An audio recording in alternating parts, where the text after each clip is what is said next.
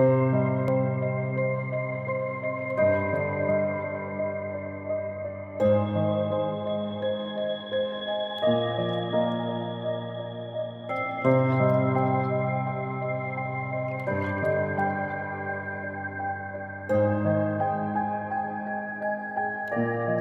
want to welcome you all to our 5% webinar co-hosted by the African Alliance, which I represent. My name is Maaza Seyoum, and I am the partnerships lead for the African Alliance. We're co-hosting this with the Health Justice Initiative and the People's Health Movement. This is the third in a series of webinars. The first one, which I hope some of you attended, was focused on greed. So there we were talking about the greed of the pharmaceutical companies and the hubris of the countries in the global north that were hoarding vaccines and blocking mechanisms for us to have access to more vaccines in Africa. The second one, led by the People's Health Movement, focused on divides within African countries. So they're talking about the urban-rural divide, the other divides within populations. And this third one on solidarity was asked for by our members at the People's Vaccine Alliance civil society group across Africa, really focusing on solidarity. So we've spoken about greed, we've spoken about some of the divides in our countries. Greed, now that was focusing on the global north and the pharmaceutical companies, the Western pharmaceutical companies, and now really talking about the African solidarity that we need to move the vaccine equity forward. So that's what we'll be speaking about today. We'll let people keep joining, but please put any questions you have in the chat. And thank you to those of you who have already sent in some questions. I know that when people send questions in advance, it's because there's much excitement about the amazing speakers that we have. So I'd like to thank all of you for joining, and I'll introduce you as we go through. But I want to start first with Dr. Githinji from AMREF. He unfortunately will have to leave us after 20 minutes, and he will be giving us kind of his view on African solidarity and vaccine inequity. But Dr. Githinji, before I hand over to you, I just wanted to kind of lay the groundwork for people. Everybody who is in this panel, in this webinar, is probably already aware of some of the issues that we are facing as Africans. But I think I need to remind people that at the moment, only 7% of Africans have been fully jabbed. This is 1 year after the vaccination program started in the UK. So December 8th marks the 1-year anniversary since that very joyous occasion when that grandmother, I think it was in Cornwall in the UK, to much applause and people were tearing up. Even I'm embarrassed to say that I was quite emotional myself because I thought it was such a moment of hope and inspiration. But here we are a year later with only 7% of Africans fully jabbed. This in comparison to 68% in the UK, and 76% in Canada, which I saw Dr. Chobutunji, one of our panelists here, referring to as the hoarder in chief. So the hoarder in chief has fully jabbed 76% of its population, and we in Africa are still only at 7%. Also want to remind people that the number of people in the UK who've had their third booster jab is almost the same as the total number of people fully vaccinated across all low-income countries. And just to remind people, again, I've seen you, Dr. Githinji, talking about this and reminding people about this on CNN, that Africa is a large and diverse continent. We have 1.3 billion people, 54 countries. So there's quite a bit of diversity within our countries. Some countries have done quite well, especially the small island nations like Mauritius, which is at 72%. Also Morocco at 61%, which is amazing. On the other end of the spectrum, half of our African countries have fully jabbed fewer than 5% of their populations, and 14 countries are still at below 2%.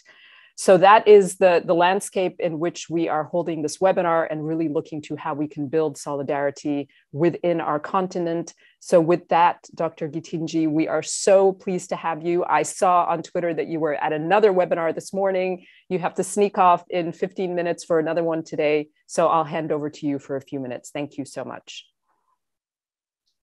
Oh, thank you. Thank you very much for Maaza for that introduction. And I hope you can actually see my presentation. I have other teams. You know, teams can be quite distracting because I see chats coming through and yet I have left the meeting. Anyway, thank you very much. I am really Glad to see Muhammed here and my friend and colleague, Catherine. So I want to, Maaza, can you see my slide? Can you hear me? I want to proceed. Yes, I can see your slide and I can see you perfectly. Please go ahead. Thank you. Thank you. So the slides were not really my focus, but when you started speaking, I thought I may share one or two because you reflect on some issues that I thought can be very well depicted here. The first thing I want to say is that inequities for vaccines are global and national. And we must call out both. We must call out the global inequities that have to do with supply of commodities, but we must also call out the national inequities that have to do with lack of health, access to health services. That's really what it is. And that's the reason I wanted to share this and also reflect on this, that I didn't know that South Africa was so widely distributed across this globe. Every yellow country here has Omicron, so we don't understand why Omicron has been used to discriminate, stigmatize the South African countries. It is absolutely unacceptable and must be called out. I have called it out. Some people have come to me and said, use very strong language. But yes, it is what it is. If it's racism, it needs to be called out because there's no reason why all these yellow countries don't have travel bans. Only the countries in Southern Africa have travel bans, and we must call out those problems.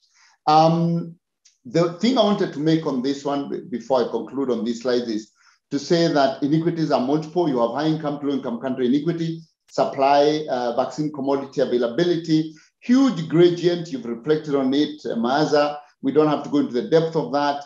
And that's the purpose for our call to end injustice, which is more about stop the high income countries, as Catherine says, hoarder in chief, stop hoarding, release the stockpiles, so limit the boosters. More boosters have been given globally than vaccines have been given as primary vaccination in low-income countries.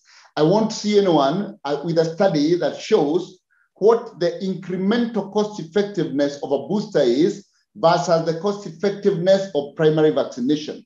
But of course, because again, the money for research and development is controlled exactly where the vaccines are controlled, this research is unlikely to come out. But now, because my colleague, Catherine Chobutungi, is here with the PHRC, it will be interesting to see what is the documented cost effectiveness or incremental cost effectiveness of a booster for somebody who's already received 2 doses versus the protection that avails when somebody receives 1 dose primary vaccination. So we are calling for limit to boosters, and yet the holders in chief continue to roll out boosters when actually we are grappling with vaccines in the continent, and of course other areas that have low-income countries.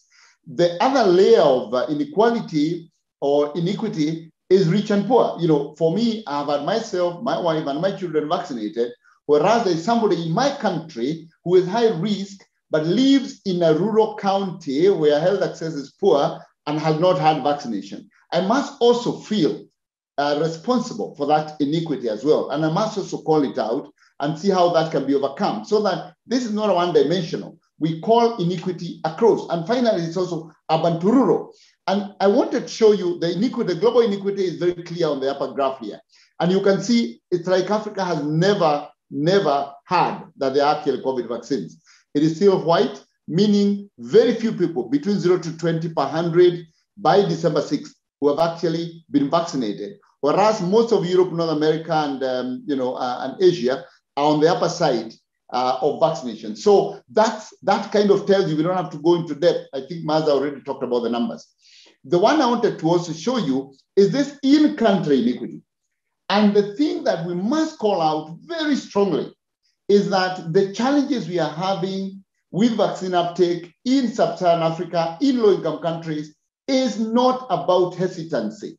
It is mapped very clearly. And again, I would challenge Catherine to work with me to do some more data here because she's actually the researcher. I'm not. I just kind of look at data and try to understand it. To say that actually the uptake of vaccines is inversely proportional to access to health services, or directly proportional to access to health services, sorry. It's directly proportional to access to health services. And if you look at this chart from Kenya, what I've done is overlaid some data on vaccine uptake onto a chart that was existing on a mean travel time for an individual from where they live to a facility that actually carries out vaccination, not COVID vaccination, general vaccination, meaning that if you want DPT for your child, what is the mean travel time for you? If you want measles for your child, what's the mean travel time for you? And you can see, if you ignore the red and the green line, and you just follow the other data at the bottom, you will see that these counties, Kenya has 47 counties. These counties on this end, on the far end, have a mean travel time to a vaccinating facility of almost 3 hours, more than 2 hours, mean travel time. Whereas if you look at the beginning of the curve, or you look at Nairobi, which is the capital city, they have a mean travel time of 20 minutes. And then if you now look at, you overlay vaccine uptake, you will see that where there is actually a mean travel time of less than 20 minutes, the vaccine uptake in Nairobi is 40% for 2 doses. But where you have a mean travel time of more than 2 hours, vaccine uptake is less than 2%. So it is a health access issue. And this, if you mapped here access family planning, you'll find exactly the same pattern as vaccine uptake. If you mapped here DPT, you'll find the same. And this is where you're more likely to find 0-dose children in this end where travel time is very high. So this must also be called out. And we must use this data to show that actually the challenge we are having is not hesitancy. It is access to supply and then access to vaccination. And that access to vaccination is the same as absence of UHC. Because where there is low universal health coverage, low access to essential health services, because of distance of facilities, lack of health workers, lack of financial protection, is also where we have low vaccine uptake. It is vaccine access. That's the problem. That's why we are running this petition, which Desta will call up, talk about a little later. But please sign this petition. We already have 36,000 signatures. So people support the end to vaccine injustice. So I want to conclude by saying, so what now? And what must Africa do on this vaccine? I conclude, Maaza, I see you coming up, so I'll not take much time. I want to say Africa was found vulnerable, unprepared. In a study of Global Health Security Index, Africa had very, very low indices. On health, it is called 15 out of 100%.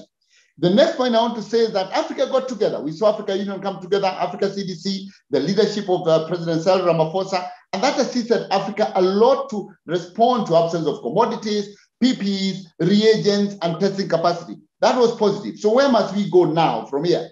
What we must do is that we must not waste the crisis, and we must not be forever the grumpy kid.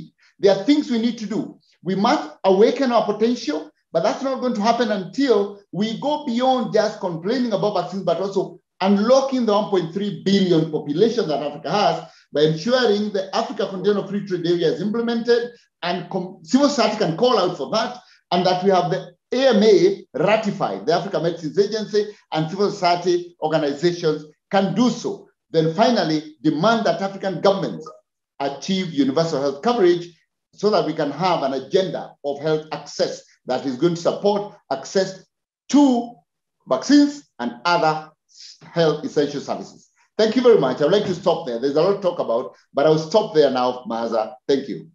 Thank you so much. And Dr. Githinji, obviously, we would love to have you for the whole session, but I know that you have to sign off soon. So I will try and sneak in one question. And I was a terrible host. I did not even properly introduce you, but I think most of the people here know who you are. You are the CEO of AMREF Health Africa. I have a long bio here, which I will not read because I know that it will take more time than you have for this panel. So I just want to sneak in one question before you sign off. And you mentioned the universal healthcare, and that's something that we got several questions about. One, the concern was our kind of emphasis on the wishes of the World Bank on the African continent. And the question about, does the World Bank in this discussion about universal healthcare have the best interests of Africans at heart? And linked to that was a question of the insurance-based universal healthcare models. And I am not an expert in universal healthcare, but I know this is something that AMREF works on and we had some interest in. So when you say, let's not waste a crisis, would this really be a time to now push models of universal healthcare that are not insurance-based and that are not sort of focused on people putting out their own money and really revolutionizing the way that we do universal healthcare on the continent in order to really reach this solidarity? And that question about the World Bank as well linked to this, because my understanding from the question was that the World Bank has a kind of model of universal healthcare that they support, which is not loved by most civil society across Africa. Would you agree? This is a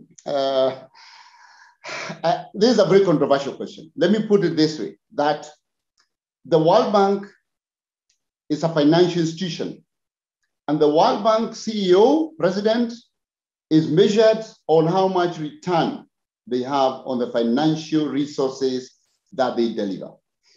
It is so that in poor countries, the World Bank has instruments that actually provide grant, but those are extremely few and conditional. Majority of the World Bank resource allocation is based on debt. That is the problem. In the current situation of vaccines, we have seen that the World Bank approach has been to encourage countries to take debt to buy vaccines, and countries have taken significant debt. In one country, I know it's taken $140 million to buy vaccines, and this is debt. So we have to work with the World Bank, because obviously we cannot displace the importance of debt mechanisms. That blended financing is part of that, but we have to be very cautious that the leader of health financing in every country is public resources. It is taxes of the people. Then you then come to this next question. How are those taxes utilized? We know that Africa has a very low GDP at about 2.8% of the global GDP, but has 17% of the world's population. And even this GDP that's 2.8% has a very low tax efficiency. It's not collected well because a lot of our people are riding on motorbikes, others are shoe shiners, so the tax efficiency is very low. So we have a fiscal space problem that we must recognize. Therefore, we must then make a decision that UHC, which is about equity, must first start with the most vulnerable. And that is the role of the state. So when we push for UHC, delivery doesn't matter. The demand side financing, by the way, is the least of the conversation. Whether it is insurance-based or it is fully tax-funded, because even insurance can be tax-funded. If I decide I'm going to take a UHC, an insurance approach, and have a national insurance scheme, I can decide I'm going to buy the insurance for 40% of the poor people in my country. So I can use taxes to finance insurance. So the model of approach, whether it's beverage, or it's the one that's used in Germany, doesn't matter. The question is, how do you protect the most vulnerable? And that is the role of taxes. And that's what we must go for. Identify the poor, the government must use taxes to pay their premium or their health costs if it's not tax funded. Then the question is, how do you collect taxes from those who can afford but are doing informal business? How do you collect taxes from those people who own 6 butcheries in your neighborhood? Because then they need to protect those who are working for them. Then this is the conversation now around tax collection and how it is managed. But obviously, there's a question of how the money is used as well that must come into this mix, which is strategic purchasing, reducing corruption, and increasing budget absorption. It's quite a complex subject that needs a webinar on its own. Absolutely. And hopefully we can get you back on another time. And I know that these issues of taxes and financing are so key to us getting out of this pandemic and also facing future pandemics. So we're really grateful to you for addressing it. I'm so glad that my country person, Desta, is here from AMREF to stay on after you sign off. So Dr. Githinji, we really appreciate you. I know we have somebody else waiting for you in another webinar. So thank you so much for joining us. Thank you very much. And thank you, Maaza. Thanks for inviting me. All the best to Catherine and Muhammed for the next session. Thank you. Thank you. Thank you. So everyone, with that, now I will be handing over to another person for whom there was much, much excitement. Dr. Catherine Chobutunji is the Executive Director of the African Population and Health Research Center. If you don't follow her on Twitter, you are missing out. She has one of the best Twitter accounts in town. I highly recommend it. She previously served as the center's Director of Research and head of the unit on health and systems for health. She has a medical background. She's trained as an epidemiologist with research interests in the interface between non-communicable diseases and health systems. She's a strong advocate for the societal benefit of research beyond traditional outputs. She has published so many peer-reviewed papers, sits on multiple national and global expert advisory panels. She's also a fellow of the African Academy of Sciences. And Dr. Chobutunji, we had so much excitement for you joining this webinar. It's such a pleasure to meet you.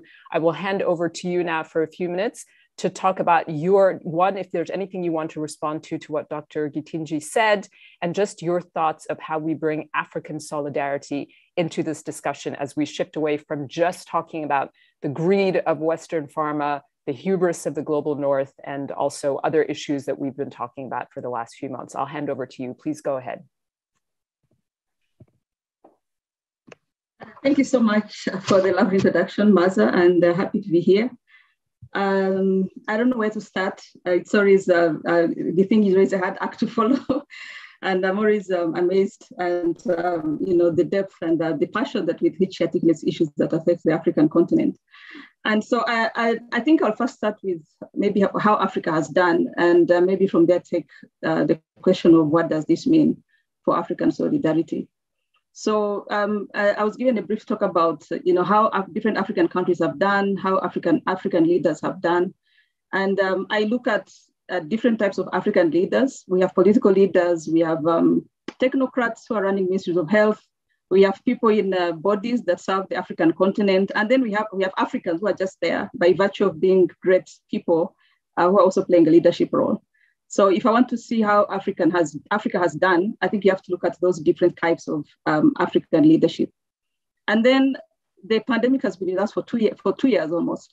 And I think you can sort of track what happened in the initial phases of the pandemic, and then over time, what has been happening, but also what happens during, for instance, when there are waves in a specific country, because the country responses tend to differ.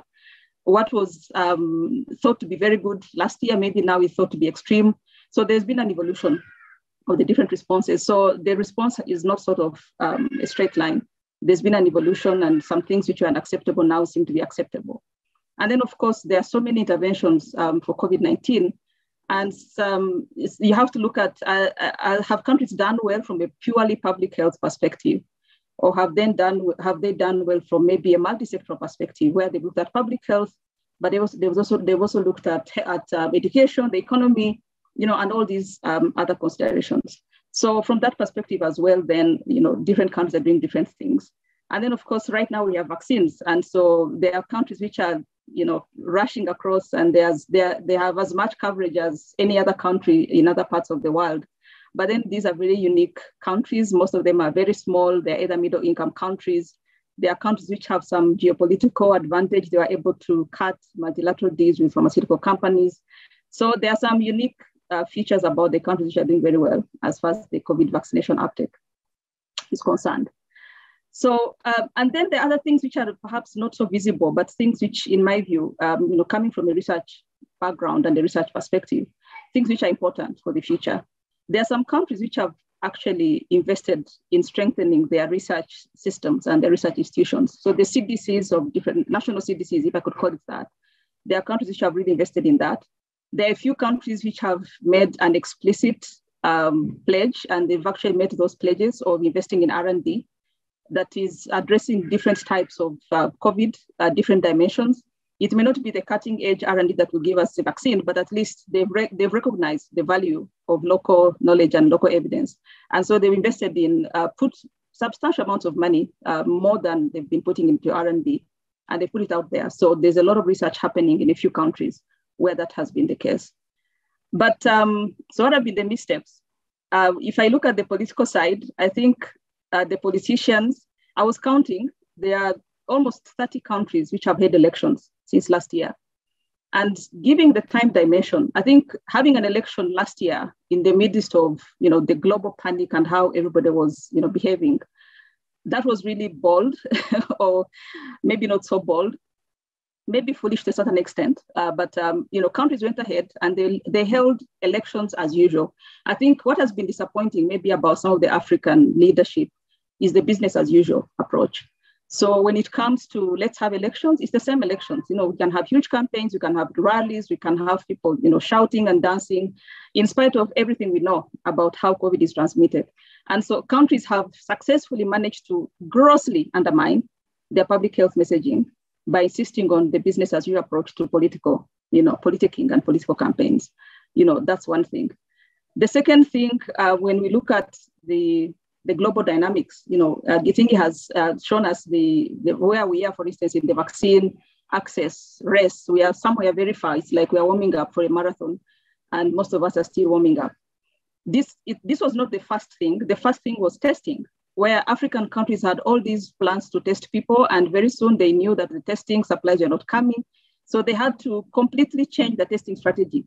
Many African countries do what is known as targeted testing, where you test people who have symptoms, contacts, and people traveling.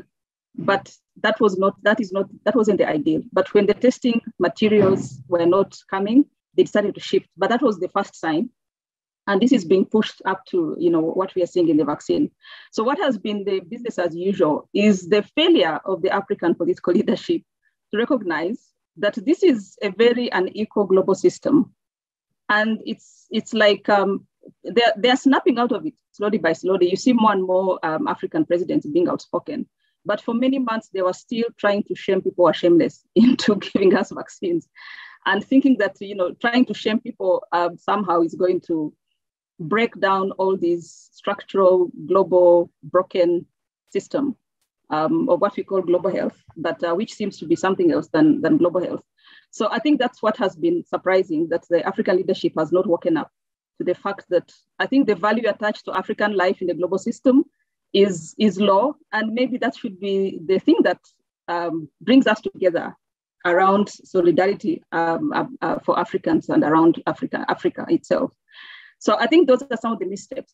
And then what I mentioned earlier, the sort of medicalization of the pandemic from in the initial phases, where everything was about the health, but not what about the education, what about the environment, what about the economy, what about agriculture? So there was still, it is something which has been there, that public health tends to be medicalized, and we've not yet come up with good approaches of how you bring everything together. Because for the person on the street, it's not just about COVID. It's about their next meal, it's about their job, it's about their church, it's about their kid who's going to school, their grandchild. But then for us, we want them to be obsessed with COVID and forget everything else. So the failure of multisectoralism, I think, is one other thing. And I don't see movements towards, let's learn. This is like a once in a lifetime opportunity, that let's learn about how to do things differently, so that we always don't see things from a medical or a health perspective, that we see the broader environment in which each of us exist. So I'll stop there, and hopefully can take questions, clarifications, and maybe have another opportunity to expound on some of the submissions I've made. Back to you, Maaza. Excellent, Dr. Chobutunji. Thank you so much for that. And as you're talking about our African leaders that insisted to go ahead with business as usual, I'm actually reminded of an article that you had tweeted. As you can tell, I'm an avid follower of your Twitter account because it's so good. But an article that I forget which news outlet it was from, that was saying that some of the traits that are seen as very feminized traits, like empathy, thinking about other people, maybe not putting yourself first, are ones that are seen as feminized, but would help us to get out of this pandemic. That maybe if some of our leaders had a little bit less of that hubris, it would have helped us along the way. Is this sort of what you're talking about here? This idea of maybe leaders thinking about getting out of doing things the way they've always doing them and being imaginative, even in the way that they're modeling their leadership? Yeah, I think you can look at that from two different perspectives, because, and the perspective I wanted to see is the failure. It's something I wanted to mention, the failure to learn from each other. Every African country is in its own little bubble, doing its own little things. Some neighbors are doing better than others, and the other neighbors would rather die than learn from their neighbors who are doing better.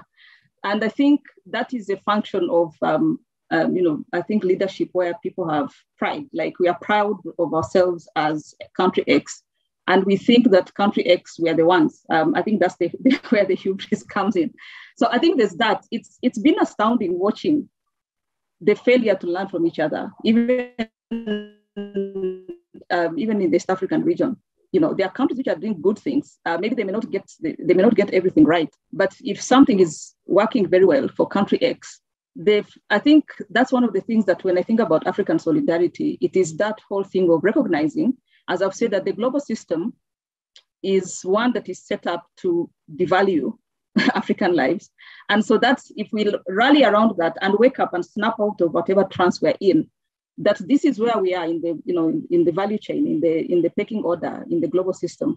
And so that alone should unite us. And once it does, one of the things we need to snap out of is the thinking that as one tiny little country, we can do things on our own without the knowledge and resources and the solidarity and cooperation of our neighbors.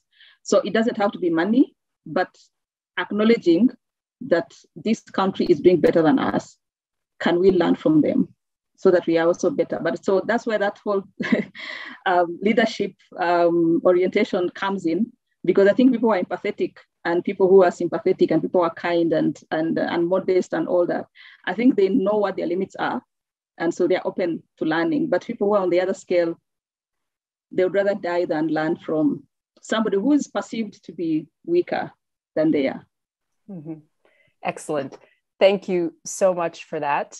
We will now hand over, we're overpopulated on the East African side of this webinar. So now we're shifting over to West Africa. We have with us Muhammed Lamin Saidykhan, who's the movement coordinator for Africans Rising, who I believe is joining us from Dakar. Is that right, in Senegal? Very well. Yes, excellent. So Muhammed is an award-winning Pan-African Advocate of the Year for 2018 and was named as one of the 100 most influential young people in Africa in 2019.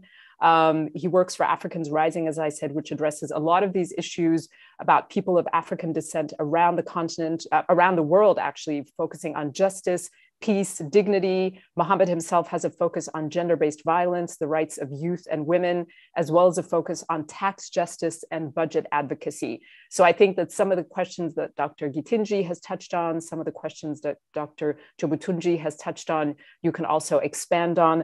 I really, really appreciate what Dr. Chobutunji just said about this, the value of African life really being minimized around the world. And I know this is something that Africans Rising is really focused on. So Muhammed, we're so grateful to have you here to add kind of a different perspective. We have lots of infectious disease specialists and other public health people in these discussions. So it's great to have somebody on your end of the spectrum. So thank you for joining us. Please go ahead.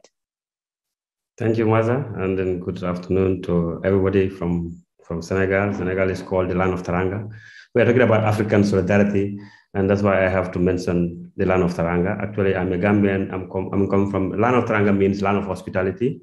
I come from a country called the Gambia. We call ourselves the smiling coast of Africa, which is also bringing that that perspective as well in my intro for this particular important topic that we are talking about, African solidarity, and in the face of vaccine appetite and all of that, the challenges that we face, we try now.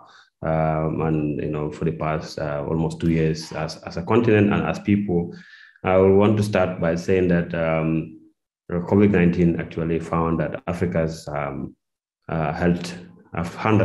have been in a health crisis and have been in a brutal health challenge that our leaders have put us in and failed to address for quite long. So what COVID-19 did is it exposed it, and then it also allow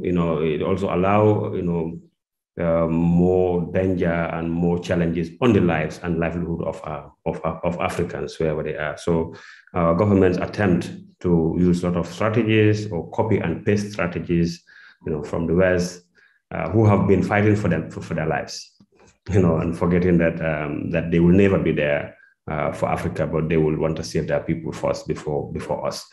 And then, but the most important thing to say globally, I think COVID-19 have shown that the world is so much interconnected that no one can survive without the other. So it shows and it tells Africans to be, to reflect back to the realities of where Africa started from.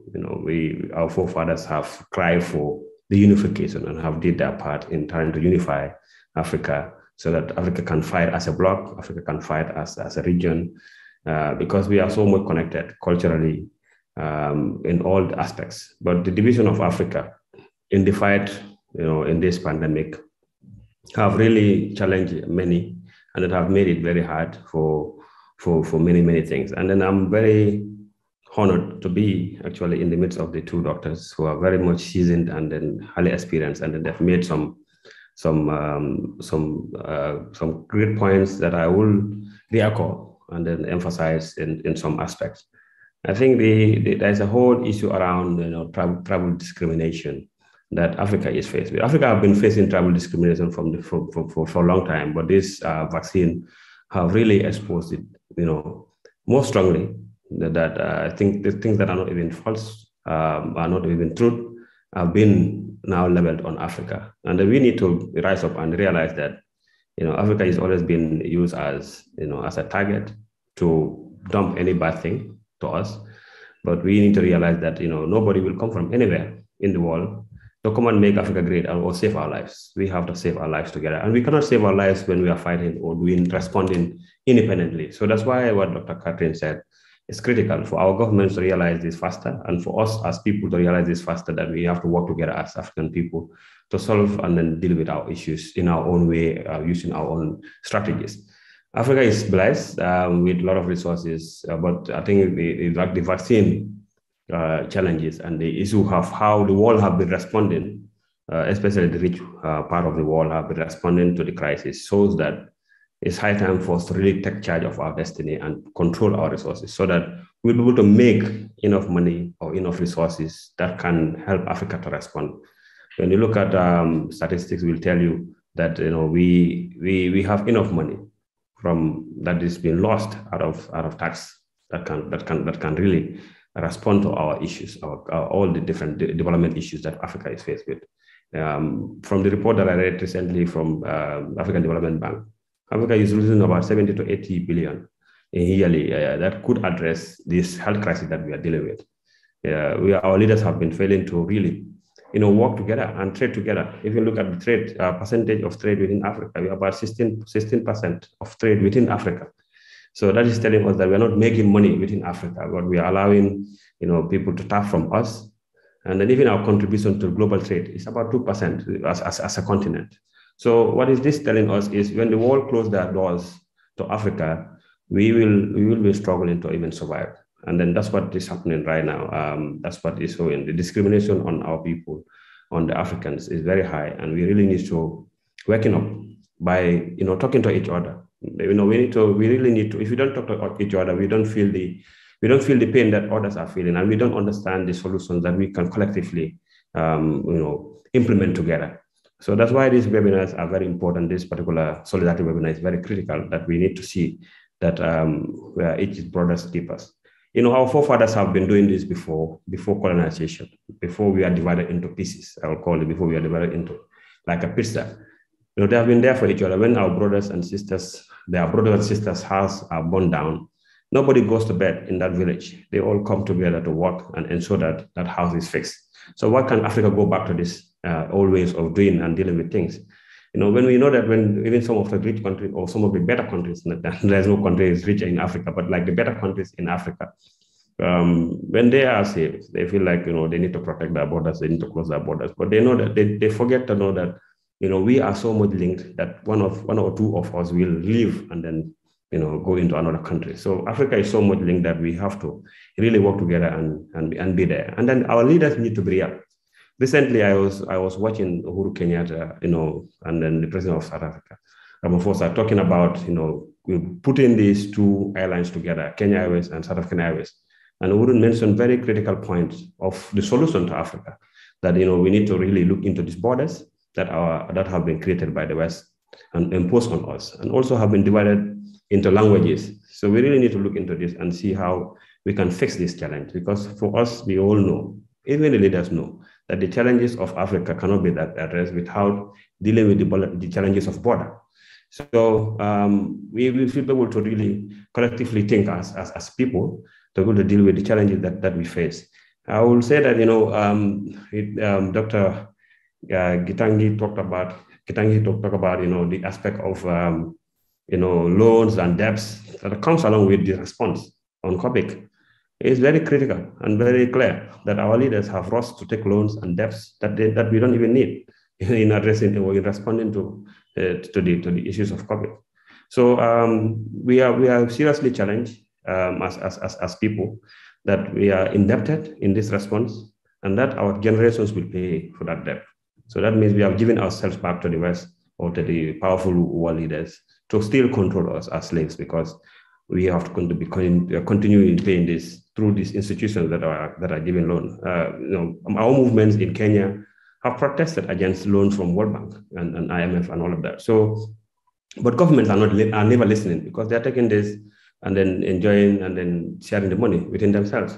It's clear that many ministers right now are not even facing the public. Health ministers, from Burundi to Ghana, and many other countries, are not facing the public because they have been involved in scandals of corruption in the countries, either through vaccines or through other PPI productions in that spaces. So I think I see vaccines, COVID-19 issues have advanced, issues of corruption in our society, which is one of the biggest diseases that Africa have been dealing with. But it advanced the corruption mechanisms in that sector that have been quite, people don't know about the health crisis in those spaces. I think the other part is to also talk about, for us to be real as African people, our response cannot be the same with the response of the West. Our people understand things differently, and we need to embrace and understand that the people in the rural areas or urban areas and rural areas, poor communities who are struggling for their livelihood, their response to these issues cannot be the same with people who can stay in their houses for 1 month without suffering for food. So the realities of our society must be checked. And then as well, that should be the way of a strategy to develop to the response mechanism. And then our leaders have failed in this from the onset of the response. We have seen people being brutalized, people who have been chained and kicking out of their livelihood in the face of protecting them. And we have some of them have not even still recovered from that challenges of government bad strategies from our governments. Mm-hmm. So in terms of vaccine, I think the vaccination process, the injustices is clear that the world actually is selective. Everybody wants to protect themselves, forgetting that COVID-19 shows us the reality that we are all one. We have to address this pandemic as one people, as a world. If not, this will be with us for a very long time if we are not able to be more inclusive in the response as world leaders. And then our leaders should have been very collective in their voices, and then put that to the world leaders in all the spaces that they go and have the opportunity to address each other with the rest of the world. And Africa should have served as a sample.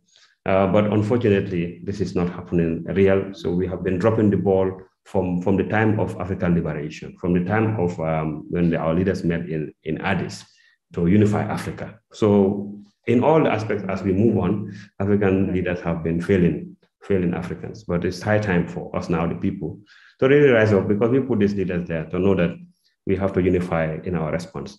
Mm-hmm. I would want to say that, the other aspect around vaccination in itself, we know that we are challenged. We have been given some few drops of vaccines as a continent. But how do we administer this as well? It's also another challenge. We use the poor method again in terms of, dropping this. The solidarity is missing. We used to see when pandemics hit Africa, and I used to be a Red Cross volunteer. I've worked in the Red Cross before for so many years. And then I've been part of these public education teams, doing vaccinations across regions, in countries that I've served in before. We have been doing this, but this whole COVID-19 response vaccination have not really gone have not taken that route of realities of how it's done in Africa. So you're asking people to go to the health center who is thinking for food, asking people to go to the health center who is thinking of, water. So you have to go down to the communities and meet these people. So that's what our governments are failing to do. That's why you can see in countries like Gambia, about 90,000 doses of vaccines are getting expired in 2 months' time. So even the small vaccines that are coming, the small possible vaccines that are coming, are not utilized enough. So these are some of the critical realities that we can talk about. I want to just wrap up to say that Africans Rising and its movement partners have been strongly working to follow the money, to ensure that governments are held on check. But again, we're running a campaign called Rise for Our Lives. we need to rise for our lives as African people, and African solutions need to be taken. That means we have to encourage governments to invest into local production of vaccines so that people can trust even taking the vaccines as a kind of a critical African solution. Mm-hmm. Again, we have been also campaigning on what we call freedom, political prisoners who are in jail, asking government to free them so that we can reduce the tension in prisons for transmission. So these are all some of the efforts that our movement is taking, but we believe that the solution is in our own hands as African people, and we must unify our efforts. Thank you so much, Muhammad. Such a lot of work that Africans Rising is doing. We really appreciate you. And I know that some of the issues that you brought up, the local production issue, I hope that Dr. Chobutunji can help us talk about that a little bit. And I know that AMREF has worked on this some as well. So this idea of increasing the local production of vaccines on the continent. At the moment, my understanding is that 99% of the vaccines we use on the continent are imported. And this obviously needs to change. So I hope that we'll be able to talk a little bit more about that. One question that I wanted to ask you, though, Muhammad, you talked about the travel restrictions. And I know that when the UK implemented the travel ban and other countries as well implemented travel bans against Southern Africa, there was a big outcry.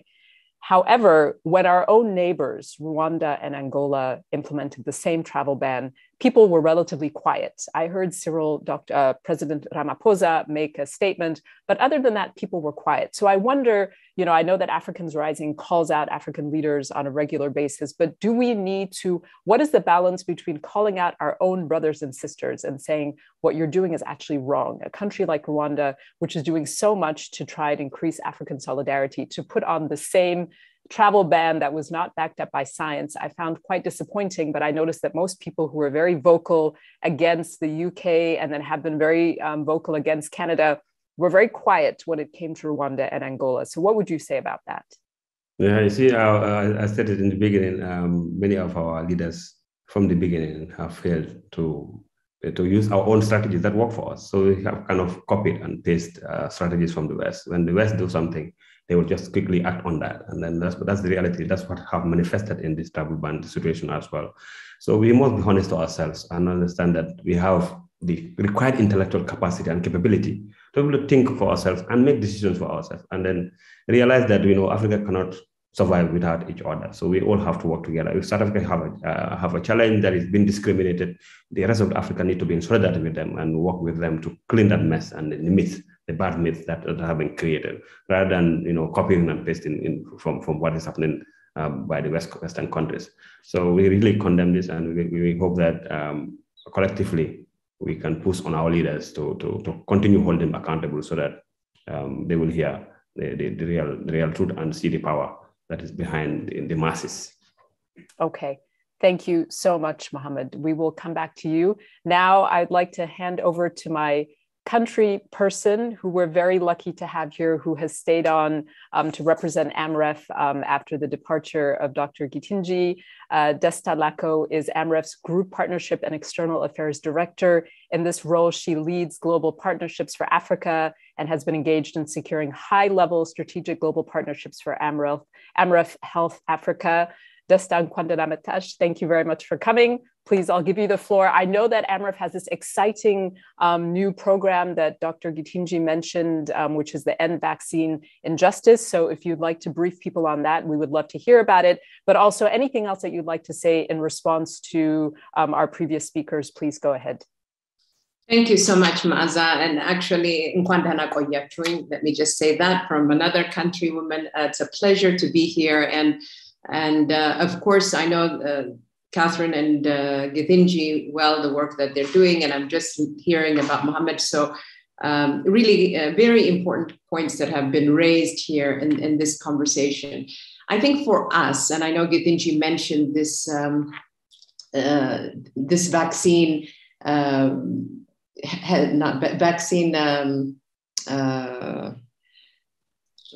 you see, I'm hesitancy, apartheid. No. I have to say, I did see your Dr. Githinji posted the campaign, but he posted the Zoom results from AMREF for the last year, and it was something ridiculous, the amount of hours that AMREF has spent on Zoom in the last year. So don't worry, we understand. It's December 7th. We completely understand. Please go ahead.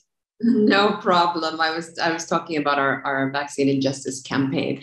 But I think, 2 years ago when this pandemic started and manufacturers were producing, so many vaccines, at least enough to meet the WHO targets to vaccinate at least 70% of the population by mid-2022, our vaccination rates, as you said earlier, were just still at now 7%. And so as we begin to look at this and as we begin to see why is this happening, because largely it's around vaccine and hoarding of vaccines.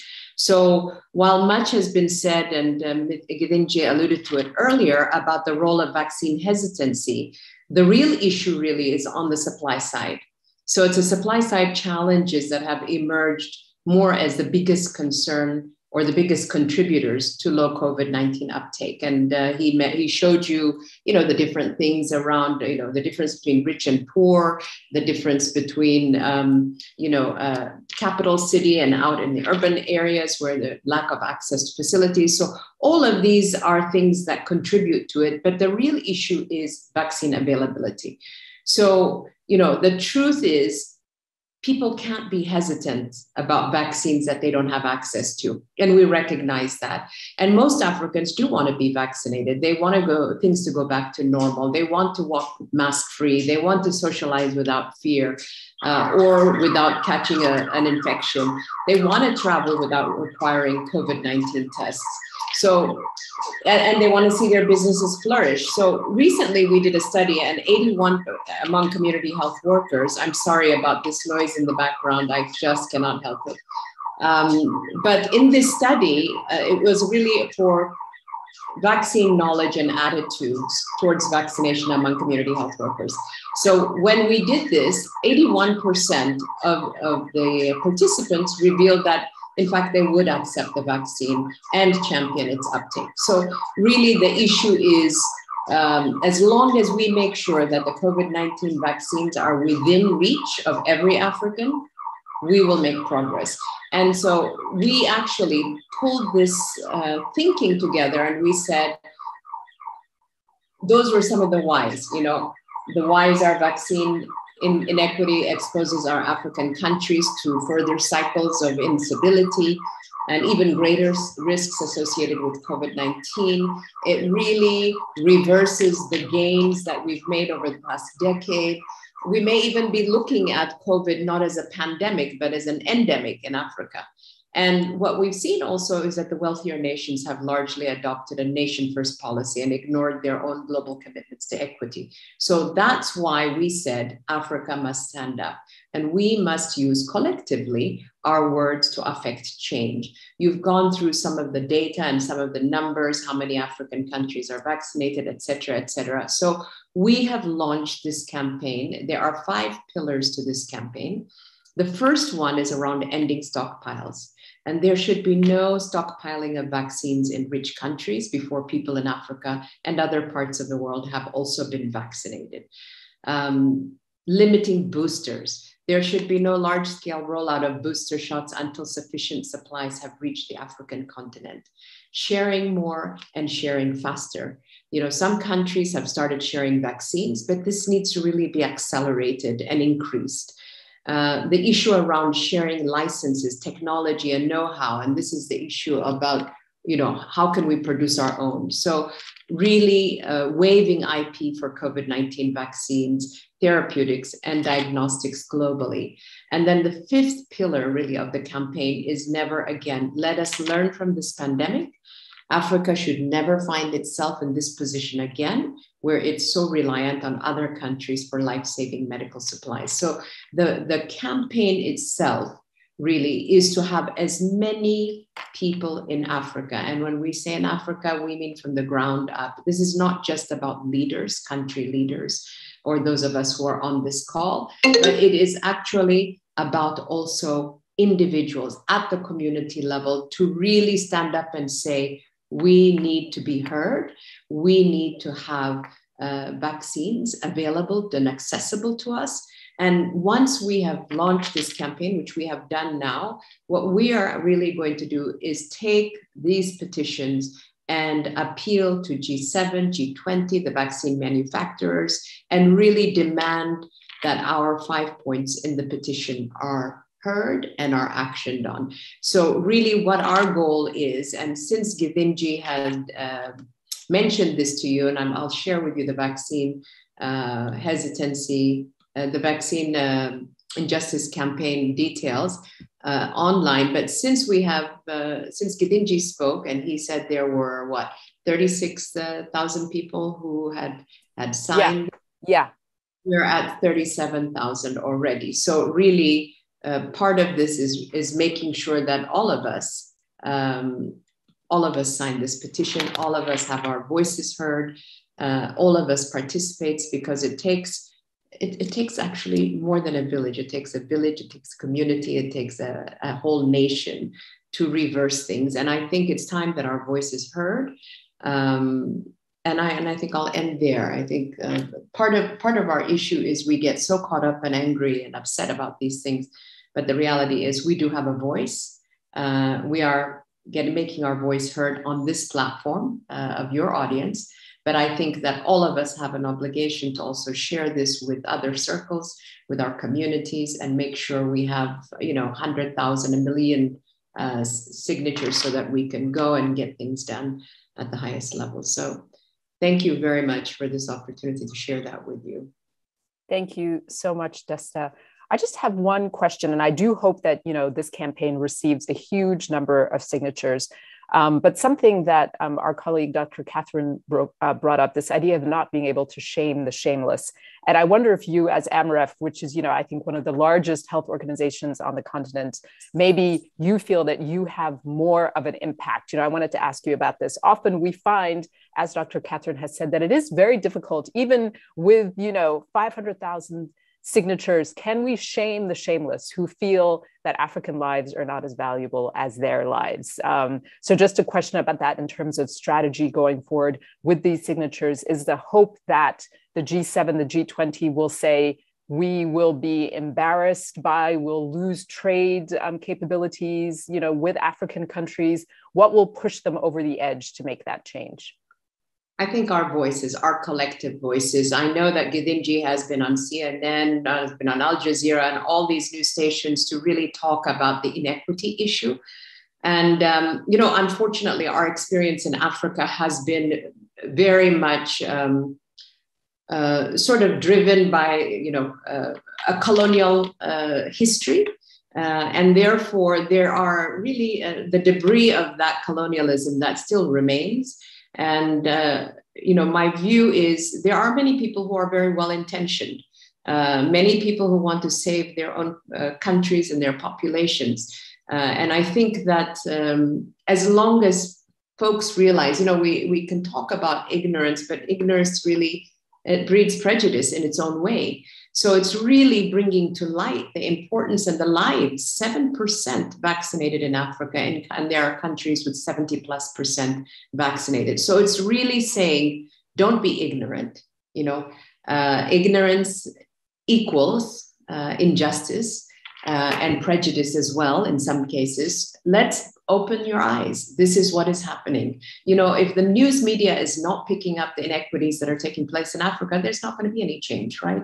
So if we are all vocal, if we are on national platforms, on global platforms, speaking about the same thing and not just leaving it to Githinji or Catherine or Tedros or any number of, higher level African leaders, but really as individuals who are responsible for our community, speaking also, lending our voice. And I think that's what's going to make the difference. And that's why this petition is important, because it's not just sitting in, on the leadership level. It is really from community up. If you go on to this, this petition, you will see community voices. You will see people who are in many different countries talking about the impact of COVID on their families and the lack of vaccines access. So this is really all of our voices collectively that I think will push things over the edge. Excellent. Thank you so much, Desta. So now I would ask our two other panelists, Muhammed and Dr. Chobutunji, if you could turn your cameras back on, if the bandwidth allows. We do have a series of questions that are coming in. The first one, Dr. Catherine, is for you as a follow-up to what we have just discussed here. We have a question from our comrade Marlies from the Health Justice Initiative, and she was one of the initiators of this whole series of panels. So Marlies asks, just as a follow-up to this question of the lack of value on African lives, how can we really form one solidarity within Africa with keeping that lack of value on African lives in mind, but also how do we form true solidarity with the global North? So kind of building on what Desta has just been saying, I brought up that issue that you had raised about being unable to shame the shameless. How do we build real solidarity with the global North?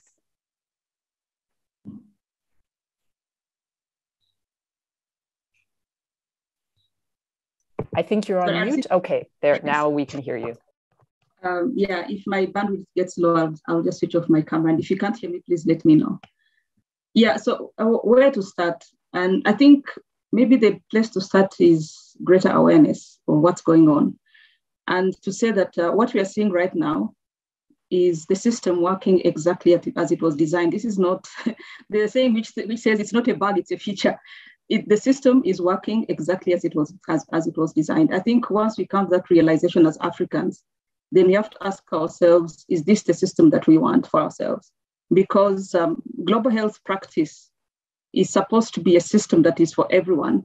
But in theory, it's a system where, all of us, we're a global community. And so we practice things that benefit all of us. But in practice, it's a system where people with power and influence do things for people without power and influence. That's how the system has been. It's been like that, for many years. This I just mentioned about this whole colonial approach to global health. And there are other debates about decolonization and all that. So the system is working exactly as it was designed. And it's been quite fascinating, for instance, watching how rich countries have successfully rebuffed, to be shamed into doing something right for the first time in the midst of a global pandemic, the first major global pandemic in our lifetime, to do something different, but maintaining the status quo that IPs are so sacred. We can't do anything to IPs, 2 years in a pandemic that has sort of upended everything we know about what's normal and, what it means to be human. It has upended it, but IPs are so sacred. Rich countries cannot rock this boat because otherwise things are going to happen. So that is, as I said, it's the system as it was intended. And so rich countries also successfully sort of navigating that towards a narrative of donate, share, and not just donate and share. I always want to cry when I see a minister welcoming vaccines at 2 a.m. at an airport. So it's not that we are going to shift away from something which could have decisively dealt with the pandemic. No, we're going to ride it out until we reach a point where it's acceptable and we appreciate greatly getting leftover doses and getting donations. That is exactly the system. It's working the way it was designed.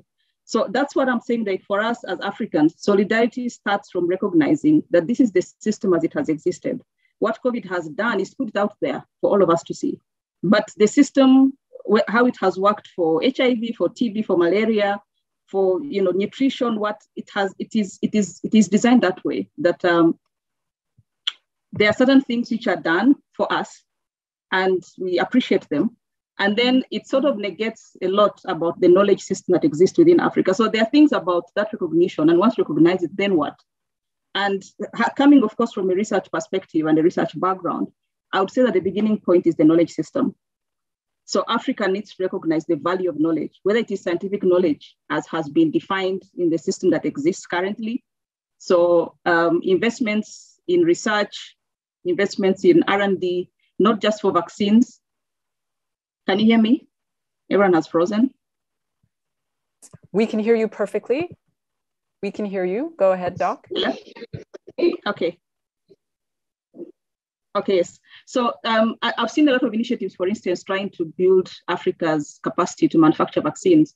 And I've already said we need to step back very many steps before we start manufacturing them. We need to do R&D that produces vaccines, that produces therapeutics, that produces diagnostics. So that is the science system as it exists. We need to invest in those systems, because coming up with a vaccine candidate doesn't start from vaccine candidates. There's a lot of science behind vaccine development, and you can invest in those broad-based science, whether it is immunology, whether it is virology, whether it is genetics. A lot of things we can invest in as Africa to generate science that now in future can contribute to vaccine development. That's one thing. But having said that, as Africans, we also need to step back and say, what is knowledge? Because knowledge is defined by the global system. And so some forms of knowledge are discounted, while other forms of knowledge are given more prominence. So we need to say, how do we define knowledge as it applies to Africa? How do we recognize lived experiences, for instance? How do we recognize context? If you've grown up in Kenya and you're 40 years old, there's something you know about Kenya that you can never learn by doing a PhD on Kenya. You can never learn that. You're Kenyan, you've lived here. So how do we capture that? How do we measure it? How do we document that? And then infuse it into the things that we say and the things that we do. So, but the beginning point, as I've said, is for us to open our eyes and know that this is the world as designed by others for us, and we need to design a world that is different. And so, and by doing this, as I've said, starting from the knowledge system, examining our own power because we are part of the system. So being ready to do things that we've been told many times that they can't work because they are not based on the latest scientific evidence. So we're going to do them anyway, because that evidence that is the latest is part of a system, a knowledge system that is broken to begin with. Who owns it? Who decides what is knowledge? So all that, I think that's the beginning point. And then, of course, in terms of the solidarity that we form amongst ourselves, I already said that as Africans, once we recognize that we're in this together, we are the people at the bottom, the value chain, the global value chain, or the global pecking order. We are there. That's what defines us. We need to ask ourselves, this is not what we want for ourselves. And then let that be the rallying cry for us building solidarity amongst ourselves. And then when it comes to partnerships, with the global north, I think it's that all of us need to self-reflect and say, why do we do what we do? And I've said in previous, forums around decolonization, if you are a global health practitioner, why are you doing what you do? Are you doing it because of the pay, that the pay is good? Are you doing it because you want to add 10 papers on your CV? Or are you doing it because you think this is actually going to help someone? That something is going to happen that is going to change someone's life. So once we all self-reflect about why we do the things we do, then that's, I think, a good basis of trying to form solidarity. Excellent. Thank you so much. Desta, it sounds like you wanted to say something, or were you just as excited as I was? I was excited as you were, but I also wanted to say, the thing about lived experience is so true. And I think that sometimes people can take things that you say very personally and be sensitive. And that's okay. It's okay to be a little bit uncomfortable because it's not really about individuals, and it's really about institutions and systems that are in place. So I think, to the issue of how loudly do we want to speak, to the issue of what are the words that are coming out? Is it, when we talk about, is it an issue of discrimination or things like that? I think we need to really examine, all of us collectively, examine the systems within which we operate, whether it is in the global north or in the global south. And, there was a question I think I saw earlier, maybe it was on an email that said, how can the global north and the global south do something about this? And my view is, when you look at this petition, for example, it is not just for you and I, Maaza and Catherine and Muhammed to sign. This is actually for everyone to sign. Yes, it generates from the global south, but the global north also has an opportunity to take up this cause to their various institutions that are making decisions to really begin to restructure the thinking around how vaccines are distributed, how access to IPs and other things are considered. So I think we all have a responsibility. Sometimes we think that shouting too loud is really an awful thing, but it's not. In fact, if we pull ourselves and our personal thinking out of it, it's really about changing systems. And I think collectively our voices can do that in the global North and South. Mm-hmm. Thank you, Desta. Muhammed, I have one question that came for you, specific to, I think, the situation in Kenya, where I believe vaccine mandates have now been put into effect, that people cannot access government documents and go into some spaces without showing proof of vaccination, in a country that's still, I think Nairobi is doing quite well, but in many places where vaccine rollout is still quite low. So the question is in relation to, is this breaching an already kind of very tenuous trust that the people have with their government? And two, is this an excuse now for the government to be even more harsh in terms of how they police people? You mentioned earlier the stories that we have seen, of people being beat up in the streets because they breached curfew, et cetera, in Kenya during the lockdown early on, and in other countries as well. So does Africans Rising have a perspective on this? This notion of a country like Kenya saying, we do have vaccines. We have not done a very good job, maybe in some cases, of making sure that in rural areas, they're getting out as quickly as they should. As you mentioned, and I know Dr. Githinji has mentioned as well, that some of the mechanisms that are used for vaccine rollout could really be improved to, whether it's mobile clinics, clinics in tents out in rural areas. So what is Africans Rising position on this? The concern is that the Kenyan government and other governments will be using these vaccine mandates to crack down on people, and that the trust between the people and the governments is already quite weak. Please go ahead. Thank you. I think I will start saying that, it's going to be unfortunate and a blatant betrayal on the promises that governments have made to serve people. When governments are actually campaigning, including the Kenyan government and any other government that is going to put this kind of measures, I have gone down to the rural areas. I have an opportunity to live in Kenya and work there. So I know how Kenya is and how the society is structured. So if a government official, when they are campaigning, can go down to the grassroots and then meet people for their votes, they should be able to provide, vaccines to those spaces, to those localities without keeping it in Nairobi. So it's going to be a serious fundamental human rights violation there now to, crack on those people who have been faking for their lives, struggling to feed themselves, now asking them to travel for distance, money that's used for their livelihood to be used on fare or transport to go and get vaccinated.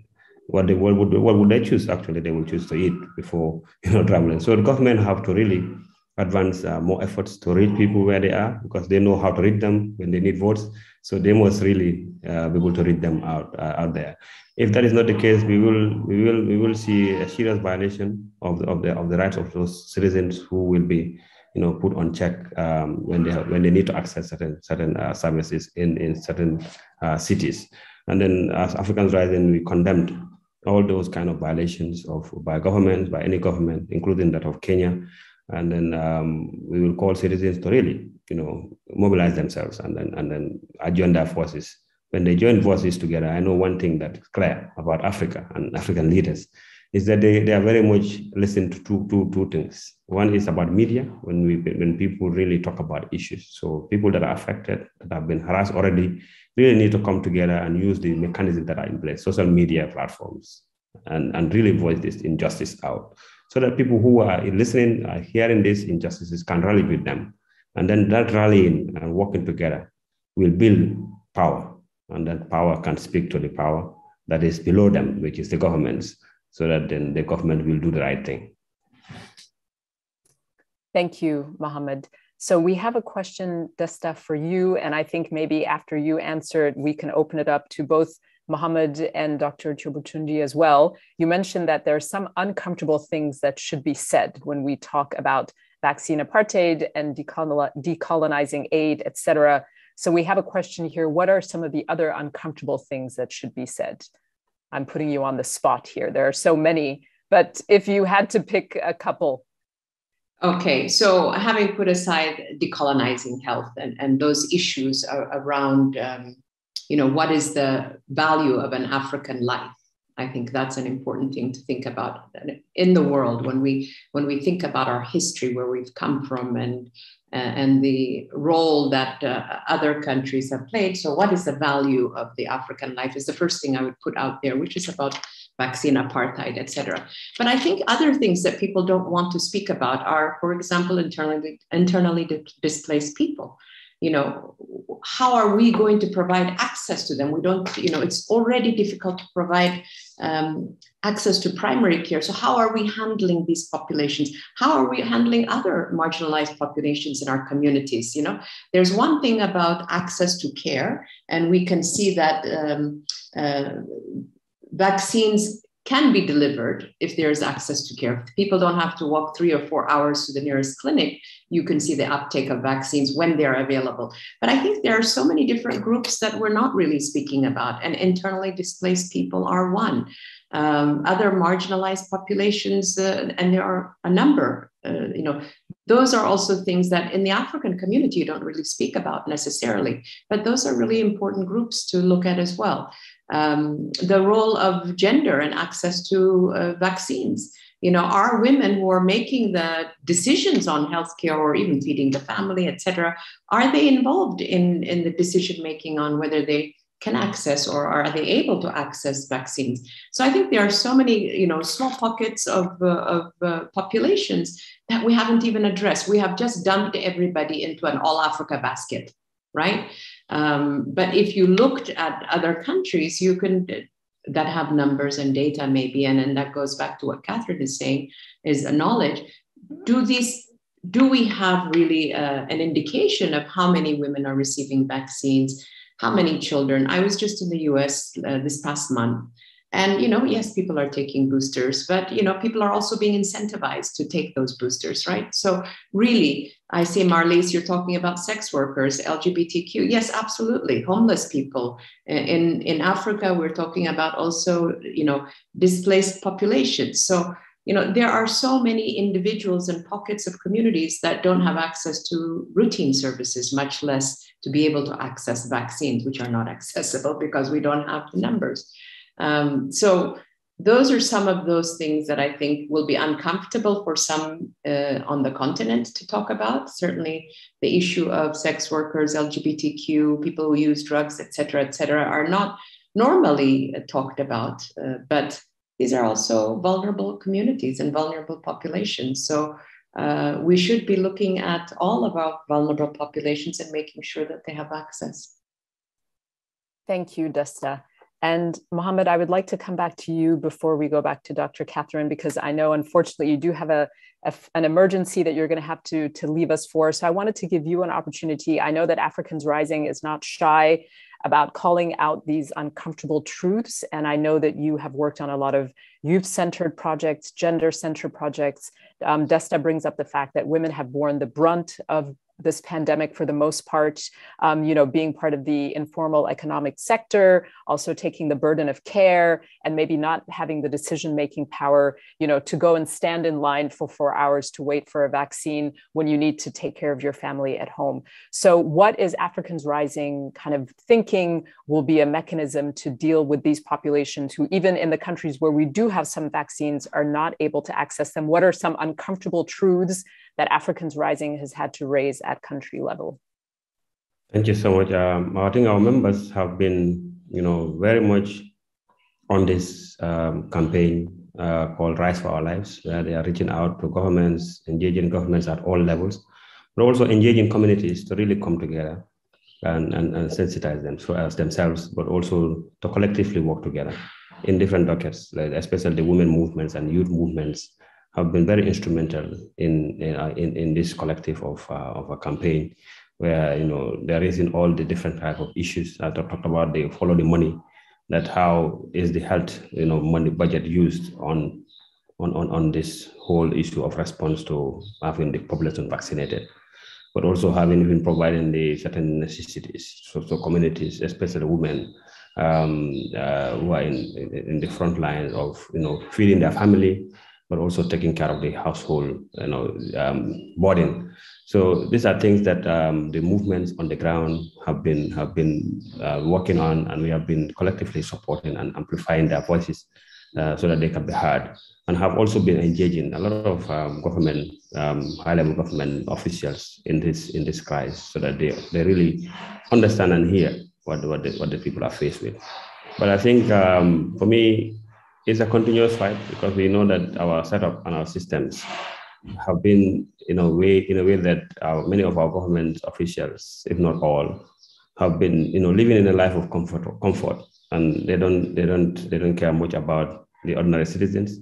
So that's why the ordinary citizens really need to get organized, especially in the face of women movements, in the face of youth movements, to really challenge the power. Because when women actually really organize themselves, that we work with, governments have been in response in many instances. So that organizing model and that organizing mood need to continue, because we have to hold governments accountable to deliver on the promise that they've made as they take power. And one thing that is clear is, if you don't feel it, it's difficult for you to act on it. And then these people are living in very comfortable life. They already got their vaccines, and they already got maybe their boosters already. They have gone to Europe and took these boosters already to save themselves. So they feel like they are not even part of the society. So if you do a research on how many health ministers or how many presidents have got the boosters, you will find out that maybe almost all of them in Africa got this. They have traveled for it, or they're almost about to travel for it. So we live in a society that is so unjust, and then most of the time the burden and the challenges, the brutal challenges taken by women and young people. So that's why they have to be supported by all different players in the space to be able to advance their agenda and their issues, so that we can confront the challenge holistically. Mm-hmm. And Muhammad, I just want to make sure that people know how they can access the work that you're doing. The real goal of this webinar is to speak about solidarity across the continent. Some of what Dr. Chobutunji has been speaking about of, learning from each other. Some countries have done exceptionally well. There might be things that are really individual to those countries, but there might be other things that the neighbors can learn from. So it's really about the continent-wide solidarity as well. So if people want to join the Africans Rising movement and really make noise at a continent-wide level, how can they do that? Great, thank you so much. I'll just start in the website. Thank you for the opportunity to share it. Africans Rising, you can go on our website and then become a member wherever you are in Africa, to be able to contribute your efforts in building this Pan-African movement of people and organizations that is, built on the premise of Ubuntu, solidarity, that we felt that when one Africa is in challenge, the rest cannot sleep without, being in support of them, because we believe that the Africa that we want is the liberation of the people to have the dignified life. So that cannot be done in silos. So we have to do it together. So your work can be promoted here. You can be a member. You can also take charge of what this movement does and how this movement responds to issues. We started responding to the COVID-19 crisis when it started immediately, because it's one of the critical commitments of the movement, that when Africans are in crisis, the movement must be responsive to the issues of Africans. If not, we are not relevant to be here. So that's why the collective response and then supporting and amplification and connecting and building solidarity around response is very critical as a way of working for the movement. So you can go on the website, africansrising.org, and then check on join us, be part of us. Then you can join as a movement, as an individual, or as organizations. We have now members in across 190 countries, both in Africa and globally, with different organizations and individuals who are doing this work with us. Thank you. Thank you so much, Muhammad. And I know that Africans Rising is not only focused on issues of COVID-19, but you touch on justice, peace, and dignity. And those are obviously all areas that have really been affected by this pandemic. I'm sorry about your emergency. I hope the person will recover soon. And whenever you need to sign off, please go ahead. And it's going to be for the rest of us, a masterclass with Dasta and Catherine here, with the two of you. So we'll stay just for the remaining time. We still have a lot of questions to go through. So Muhammad, we really thank you, and we hope to see you again soon.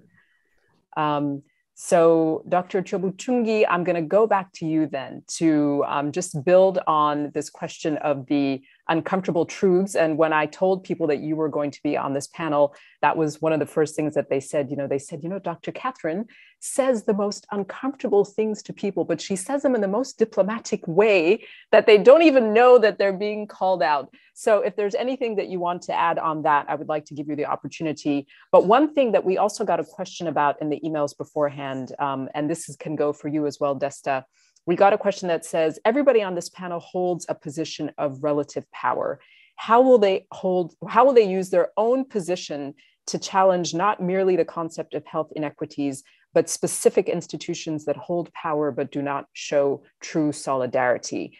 And here I wanted to bring up a question related to another bunch of messages that we got about the Africa CDC and the meetings that they were hosting with pharmaceutical companies.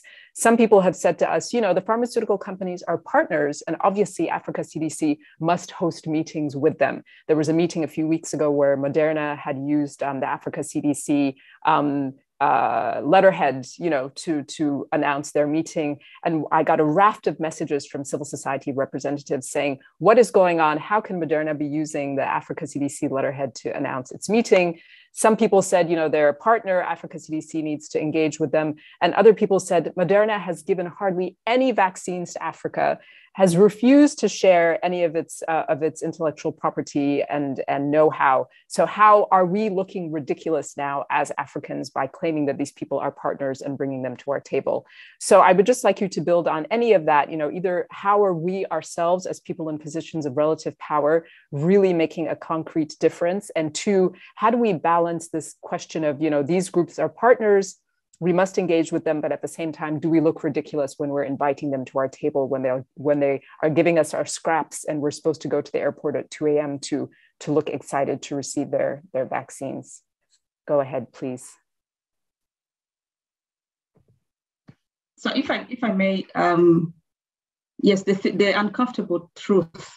I wanted to post a paper in the chat box, and I would encourage people to read it if you get time. And it's a paper that says the uses of knowledge in global health. And it's by somebody I admire a lot, Shea Abimbola, who is also shaking tables in his own way as the editor of Lancet Global Health, I think, BMJ Global Health. So what Shea says is that when you think about the global system for knowledge as it exists, so that's the system where research is done and research is published and lots of products come out of research. Almost 70% of that knowledge is produced for the sole purpose of being cited by people producing other knowledge. So majority of 70% of papers which are published, they only get cited by other people who are also publishing papers. So it's like knowledge is circulating somewhere above ground. And a lot of money goes into producing that knowledge. So it serves no other purpose other than I'll cite it and I'll cite myself and my friends will cite it and other people cite it. Then they'll produce papers which are cited by others. So it's just cite, and the knowledge keeps on circulating around that. A lot of knowledge, that's what it does. Then the remaining knowledge, we direct it towards what he calls engineers. And these are policymakers. So we work with government, we try to supply, evidence of certain things, and then they use it for things that they don't use it at all. And we neglect what he calls the plumbers and the activists. So the plumbers now are the community health worker on the ground. They are the doctor, in an emergency, unit. They are the head of a facility somewhere in the middle of nowhere. Those are the plumbers. They're on the ground and they're doing things on a daily basis that result into the things that we see when we do our, national surveys and all that. But hardly is any research and evidence directed at the people on the ground. And then you talked about the activists. Now who are the advocates? The people who are on the streets, the civil society, initiatives like the one that has organized this. We do research, but we don't work with them to see what they can use that research for. So majority of the evidence the knowledge system produces is for the sole purpose of being. It doesn't do a lot to advance humanity, solve society problems. It is floating up there. So I think that's a truth that we need to confront as scientists and as global health practitioners, that we need to see what is the value for what we do beyond adding citations, on our credentials. And so that requires a different way of looking at things. And that goes to the question about our own power.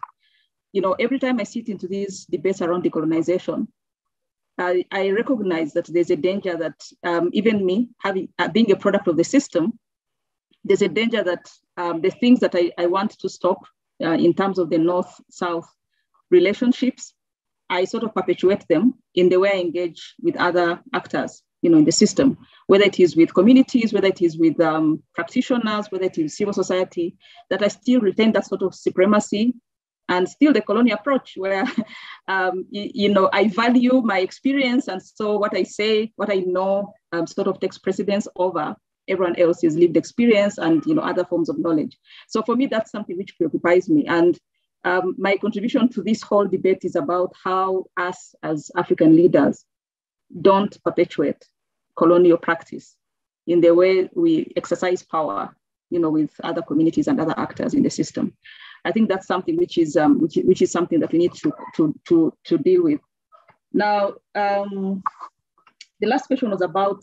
Sorry, if you could remind me, I wrote it in shorthand. Yeah, so the last question is about bringing these people to the table.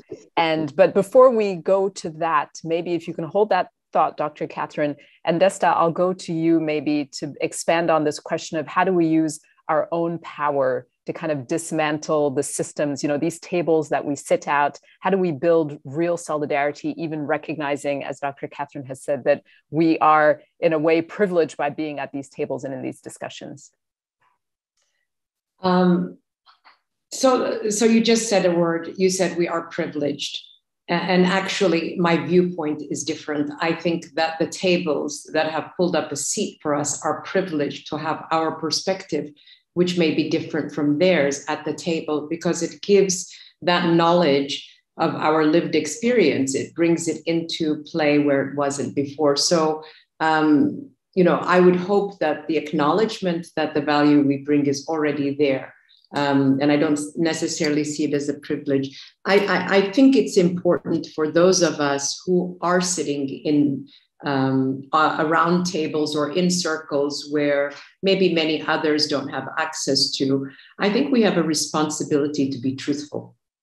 And in my view, that should guide the way we work and the priorities or the things we prioritize, and also the fights that we fight, right? So if you said earlier that Catherine tells people off without really telling people, making people unhappy, and that's what she should do. That's our job. Our job is really to say, we finally made it around this table, and we're going to give you an understanding of what some of the challenges are and what our perspective, based on our lived experience, what the solutions could be and what you need to acknowledge. And this happens not just in healthcare, it happens in education, it happens in every sector. It happens to many of us who have lived as diaspora abroad. I don't know where you are, Maaza, but I'm sure you experience it as well. It is not a privilege to be in a certain place just for us. It's a privilege for everyone around that circle. And so my view is stand for the truth and don't buckle back. If you see injustice, you have a responsibility to speak about it. This is what we teach our kids. There's no reason why we don't do it ourselves. And so my view is, speak about the injustices that you see. And if you have solutions, come to the table with solutions. And if you don't, study and bring on partners that have solutions that can work for those situations. So that's the way I view it. Thank you so much. So now I would like to build in that question that we received about Moderna and others being invited to Africa CDC, maybe to talk a little bit about your perception of, Africa CDC has really taken the lead in a lot of the COVID-19 vaccine inequity or COVID-19 response with WHO Afro as well. So I just wanted to get your sense generally. Obviously, there is a change at the head of Africa CDC. How do you see that affecting African solidarity going forward, or just the leadership on this response?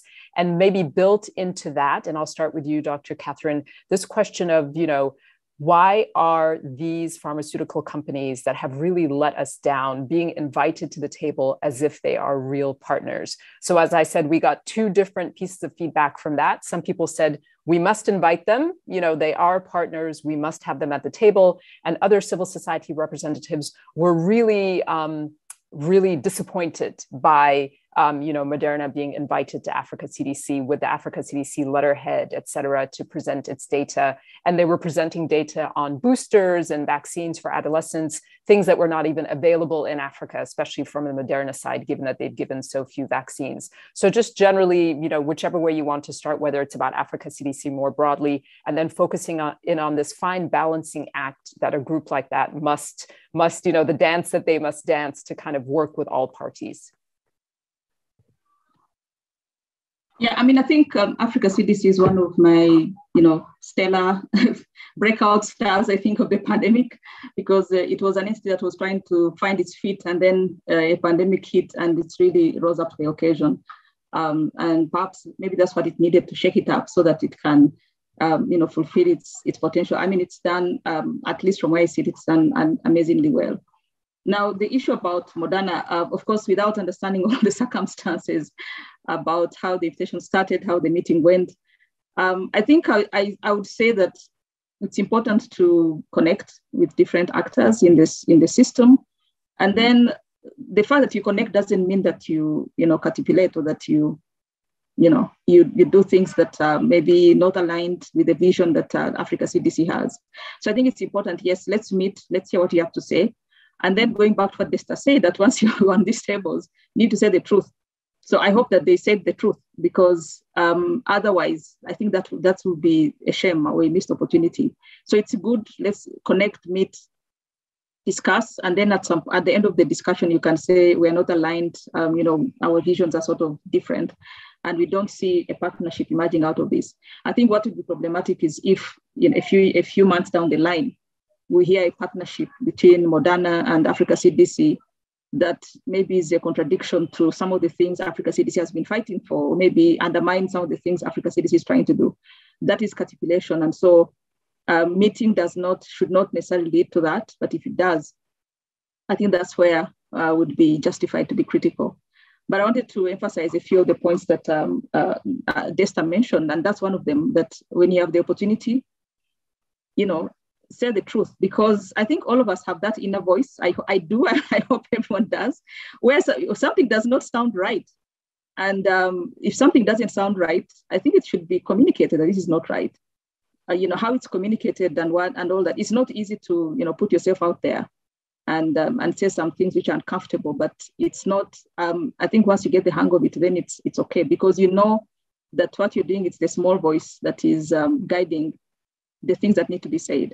And then linked to that, I think, is the Africa voice, because the more Africans that say these things, there are things which we think that they are obvious, but the world does. Some part of the world don't know this. So it's when you give an interview, it's when you give a tweet, and then some people say, "Oh my God, this is what's happening in Kenya." So as Africans, as I've said, those things that prick your conscience, like, say them, and there's no penalty, really. And I think they are rewards. So the rewards, I think, are greater than the penalties that are out there. So let's have this collective voice that calls out injustice when we see it. If it's hard, you try baby steps until I think you reach a point where it should be comfortable, because you're confident in the fact that you're doing the right thing. Thank you. And I think, the amount of excitement that we got about you being on this panel is a sign that you're doing it right, because, I think nobody would argue that you don't ruffle feathers. You do, but people said she does it in such a special way that people leave that meeting not realizing that they've been called to order, but still changing what they're doing is when they go forward. So it's clear that you're doing a great job at this. Desta, I wanted to come to you about Africa CDC. I know that Dr. Githinji has a role at Africa CDC as well. I don't want to put you on the spot to speak for him and his vision for leadership going forward, but does AMREF have any hopes, concerns about what will happen at Africa CDC when leadership changes, and any thoughts about your relationship as AMREF with them? Well, first of all, let me just say, as Catherine said, Africa CDC was formed and then COVID came, right? I think that we were very, very fortunate to have John Kingasong leading Africa CDC. He has been an incredible partner to many, many organizations, including AMREF. He has really led this COVID response quite effectively. So his shoes are very big shoes to fill. That's as much as I can say about that. And not being privy to who will fill that role, I think that he really lives the legacy of action that was much needed on the continent. So that's as much as I can say there. With respect to the other question that you asked on Moderna, do we know why Moderna was there? No. So it's really hard to speculate. And, frankly, Maaza, I feel like sometimes we get wind of little information. And, media is not known to cover everything holistically and from all angles. So it would be really hard to comment on a meeting that we're not really aware of. And as Catherine said earlier, and what I believe is that when you are working towards bigger goals, you look at all the partners. And in Africa, private sector really plays a significant part in the delivery of healthcare and providing health services. So there is merit to have private sector partners meet with the public sector or government or NGO, et cetera. But in this case, I really am not in a position to really speak about that. Okay, thank you, Desta. So we have about 14 minutes left. So I think we need to sort of move to the end. We have a question here from Ravi from People's Health Movement, who's asking, with all of this then, how can African researchers and civil society move our governments to adopt a multilateral solidarity-based approach? So Desta, I'll start with you. This is kind of like as we build to wrapping up, especially in a continent as diverse as ours. As I said, the people who are here in this group are well aware of the 54 countries across the continent, the 1.3 billion people. But, just generally in a continent that is as diverse as ours, how can we then, with everything that's been said, with the goal of this panel and this webinar to really focus on African solidarity as the response to this pandemic and this inequity, how can African researchers and civil society move meaningfully, I would add, our governments and adopt a multilateral solidarity-based approach? Well, that's a very, Ravi asked that question. I know he was making it hard for us, but I think solidarity starts with working together, right? So in as much as we can convene, have collective convenings on the continent with our partners in civil society, government, research institutions, I think that would be the first thing. There are already pre-existing convenings that we can actually work with. There are a number of organizations that do different convenings. Ours certainly is one of them. We do the Africa Health Agenda International Conference. We can certainly look for space and platform there to really talk about solidarity. And there are many more. The WHO has it. Africa CDC is currently right now, Sophia is running as their first public health convening. I'm sure there are a number of research convenings as well. So I would say that pushing this concept out, this solidarity concept out, joining different existing already events, or join our campaign, as the Africa Solidarity team, and get, so let's link up on messages, partner around key things and key issues. So, and there are many that are taking place around the pandemic in Africa.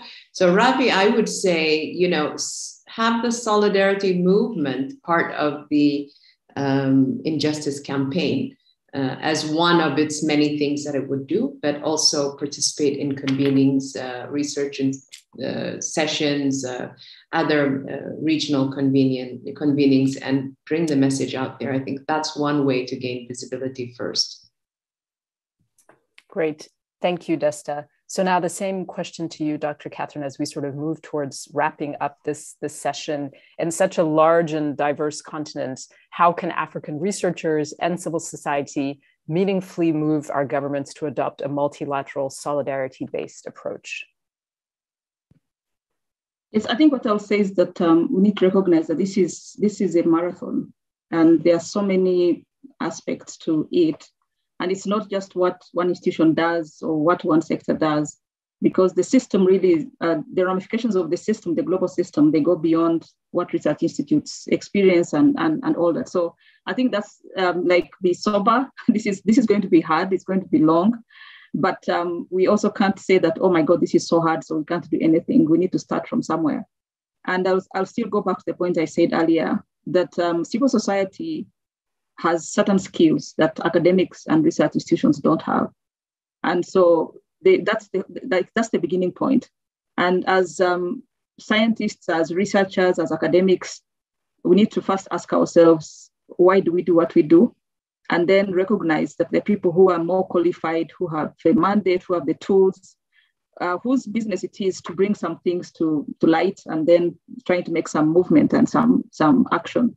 And so partnering between academic institutions and civil society. So the partnerships could be within the same sector, maybe it's health, or it could be across sectors. But I think that's the beginning point. That if you're not able to address that, then it's hard to see how everything else is going to work.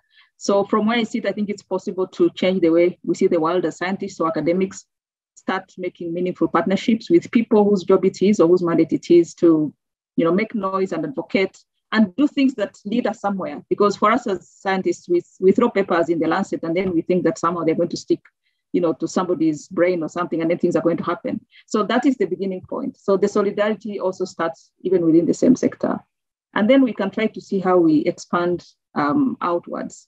So the more academic institutions that are able to partner with civil society, with government, with grassroots, the more of that happens. And then the civil society are the ones who know how to do these things. So you tell us, okay, if you gave us this piece of information, then this is what we could do with it. So that, as I've said, we don't do research and throw it out there. We do research because it's going to lead us somewhere as part of a broader movement. And then, of course, what I said earlier about the awareness of Africans of our place in the system, and the rejection of that place that has been assigned to us, and knowing that we can do better for ourselves and that no one is going to do better for us. And so that awareness, efforts that sort of make that something that most of us appreciate and most of us recognize, that's another beginning point. Now, what happens after that, of course, is a function of many things, but I think we need to start somewhere. We can't just say this is very hard and we can't dismantle the broken system that is global and entrenched. We can chip away at small things, one thing at a time, and then maybe 10 years from now, we look back and say that we have a different world that is more just. Thank you so much. That is such a great and inspiring note to end on. Marlies, I have just put a request to you in the chat. I hope you're still here. If you could put the Twitter handles for the various, she's already done it. She's amazing. It's so great to collaborate with people who are so on top of everything all the time. So just as a reminder, this webinar is the third in a series. The first, which was led by Health Justice Initiative, was on greed. The second was on divides within countries, which we've touched on a little bit today too. And now this third one has been on African solidarity. It's been such an honor to finally meet you, Dr. Chobutungi. As I said, everyone is always so excited when your name comes up. So thank you for making the time to join us. And Desta, it's always a pleasure to be on with a fellow Ethiopian. So it's so nice to meet you. And hopefully we'll get to meet in person one day. Please, I put my email in the chat. If you would like to join the People's Vaccine Alliance, that's a global alliance that's working on questions of vaccine inequity and fighting for people's vaccine. Please drop me an email. We have some global South solidarity brewing with colleagues in Latin America and the Caribbean, as well as in Asia. And AMREF is an active member of the People's Vaccine Alliance, as is the Health Justice Initiative. So it would be a pleasure to have you join us. I am so grateful to both of you. I really think that you've inspired us. I hope that we've answered most of the questions. It looks like we'll get 5 minutes back for the day. And I'm sure that you two have other webinars you've already lined up for the rest of the day today. So on that note, I really appreciate you. Thank you so much, and please stay in touch.